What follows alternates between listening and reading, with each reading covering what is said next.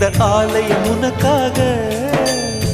வானில் ஒரு புயல் மழை வந்தால் அழகே என்னை எங்கனம் காப்பாய். கண்ணே உன்னை என் கண்ணில் வைத்து இமைகள் எனும் கதவுகள் அடைப்பேன். சத்தியமாகுமா? நான் சத்தியம் செய்யவா? தொடு தொடுவெனவே வானவில் என்னை தூரத்தில் அழைக்கின்ற நேரம்.